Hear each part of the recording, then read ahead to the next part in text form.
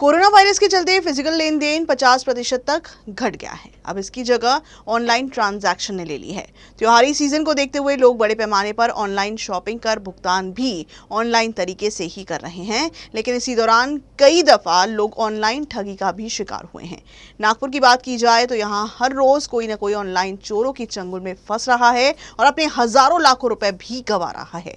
तो इन सब के बीच सवाल उठना लाजमी है कि क्या डिजिटल लेन देन सुरक्षित है और इस ऑनलाइन चोरी से बचने के लिए किन बातों को ध्यान में रखना जरूरी है। इसी सवाल के जवाब के लिए देखिए हमारी ये रिपोर्ट। त्योहारी सीजन और कोरोना को देखते हुए लोग फिजिकल लेन देन से कन्नी काट ऑनलाइन शॉपिंग और ऑनलाइन ट्रांजैक्शन का सहारा ले रहे हैं।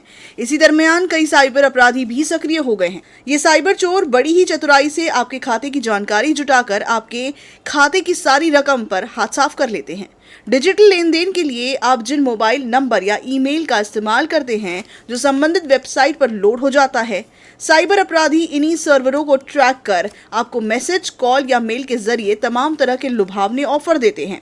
फर्जी बैंकर बनकर कैशबैक और क्रेडिट कार्ड ऑफर करना भी ठगी की दुनिया में काफी चलन में है। इन तमाम तरह के लालच देकर कस्टमर से उनकी सारी प्राइवेट डिटेल्स ले ली जाती है और इसके बाद खाते को खाली कर दिया जाता है। अगर आप मॉल में गए और वहाँ से आपसे इन्फॉर्मेशन ले रहे हैं कि आपका फ़ोन नंबर, आपका डेट ऑफ बर्थ ले रहे हैं और ईमेल आईडी ले रहे हैं, उनके लिए ये स्टार्टिंग पॉइंट होता है कि आपके ऊपर पूरा एक प्रोफाइल जनरेट करने के लिए। ये प्रोफाइल यूज़ किया जाता है आपको हैक करने के लिए और आपकी इन्फॉर्मेशन यूज़ करने के लिए वेरियस फ्रॉड्स के लिए। या इन्फॉर्मेशन डार्क वेब के ऊपर सेल भी की जाती है, जो इस दुनिया में कहीं पे भी बैठ के फिर आपकी इन्फॉर्मेशन यूज़ कर सकता है। इसके अलावा फर्जी कस्टमर केयर एग्जीक्यूटिव के तौर पर साइबर अपराधी पर्सनल डिटेल लेकर भी फ्रॉड को अंजाम देते हैं। इस ऑनलाइन ठगी से बचना भी बेहद जरूरी है। कुछ आसान बातों को ध्यान में रखकर इस ठगी से बचा जा सकता है। संदेह वाले मेल, मैसेज या कॉल को अनदेखा करें। एटीएम पिन नंबर और सीवीवी नंबर किसी से साझा न करें। किसी से भी ओटीपी नंबर भी साझा न करें। यहाँ तक कि किसी अनजान शख्स को अपनी डेट ऑफ बर्थ भी न बताएं। गैर जरूरी ऐप या लिंक को क्लिक या इंस्टॉल ना करें। आपको कभी भी किसी का भी कॉल आए, मैसेज आए, ईमेल आए, आपको सबसे पहले चेक करना है ये एक ऑथराइज सोर्स से आ रहा है, लेजिटिमेट सोर्स से आ रहा है कि ये कोई भी ऐसा एक पर्सन है जो आपको साइन करके आपकी इन्फॉर्मेशन लेना चाहता है। कभी भी आपको ये ईमेल या मैसेज या कुछ भी लिंक आया है आपके तरफ, क्लिक नहीं करना है उसके ऊपर या उसके ऊपर कोई इन्फॉर्मेशन नहीं देना है। आपके पास लैपटॉप है या फिर मोबाइल है, दोनों चीज़ों में काफ़ी सारे ऐसे सॉफ्टवेयर्स या ऐप्स होते हैं जो प्रॉब्लम क्रिएट कर सकते हैं क्योंकि वो ऑथराइज सोर्स से नहीं है।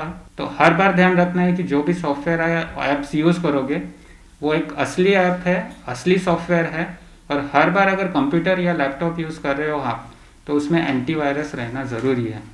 Cyber expert e wallet app को भी सेफ नहीं मानते। अगर आप इनका उपयोग करते हैं तो हमेशा इन सभी ऐप का अलर्ट नोटिफिकेशन ऑन रखें। जब भी कोई आपके ई वॉलेट ऐप में लॉगिन करने की कोशिश करेगा तो आपको अलर्ट नोटिफिकेशन आ जाएगा और संदेह होने पर आप इसे परमिशन डिनाई भी कर सकते हैं। दूसरी तरफ आप ब्राउजर ऐप जैसे क्रोम या मोजिला के जरिए पेमेंट करते हैं तो सेटिंग में जाकर उसकी कुकीज वक्त वक्त पर डिलीट करते रहें ताकि इंटरनेशनल ट्रैकर्स को आपकी डिटेल रीड करना मुश्किल हो जाए। तमाम एहतियातन के बाद भी आप ऑनलाइन ठगी का अगर शिकार हो भी जाते हैं तो बिना घबराए कुछ बातों को अमल में लाना बेहद जरूरी है। आरबीआई की गाइडलाइन के मुताबिक धोखाधड़ी होने के बाद इसकी सूचना तुरंत अपने बैंक को दें। क्रेडिट या डेबिट कार्ड से फ्रॉड होता है तो कस्टमर केयर को सूचना देकर कार्ड को ब्लॉक करवाएं। उसके बाद ऑनलाइन ठगी की शिकायत साइबर सेल या पुलिस को दें। सबसे पहले अगर कोई चीज़ करनी चाहिए तो वो आपने साइबर के पोर्टल पे जाकर अपनी कंप्लेंट रजिस्टर करनी चाहिए। अगर आप उसमें अलग अलग कैटेगरीज होती है कि कौन से टाइप की आपकी साइबर फ्रॉड की कंप्लेंट है, उसके हिसाब से आपको एलोकेशन करके एफआईआर दर्ज हो जाती है। एक बार अगर साइबर क्राइम हो गया तो सबसे पहले जो उसके एडिशनल इफेक्ट्स होते हैं उसको रोकने की कोशिश करनी चाहिए। जो जा चुका है वो वापस आएगा नहीं आएगा वो डिपेंड करता है कि कौन सी केस है, कैसा सिनेरियो है, क्या एग्जिस्टिंग सैम्पल्स है, कहाँ से कहाँ क्या हुआ है, उसके ऊपर बहुत सारी चीज़ें डिपेंड करती है। अगर आपका ट्रांजैक्शन हो चुका है तो काफ़ी सारी क्रेडिट कार्ड बैंक्स हैं, जो क्रेडिट कार्ड कंपनीज है, बैंक्स हैं, फाइनेंशियल इंस्टीट्यूशंस है जो रिफंड और इंश्योरेंस टाइप की चीज़ें रखते हैं। तो जिसकी वजह से अगर आपके अकाउंट से पैसा चोरी भी हो गया होगा तो वो आपको रिफंड मिल जाता है, अनलेस एंड अनटिल वो आपकी ऑनेस्ट मिस्टेक नहीं हो। जानकारों के मुताबिक आने वाले समय में साइबर अपराध का दायरा और बढ़ेगा। बहरहाल खुशियों के समय में ऑनलाइन लेन देन करें, लेकिन इस दौरान जानकार और सतर्क भी बने रहें।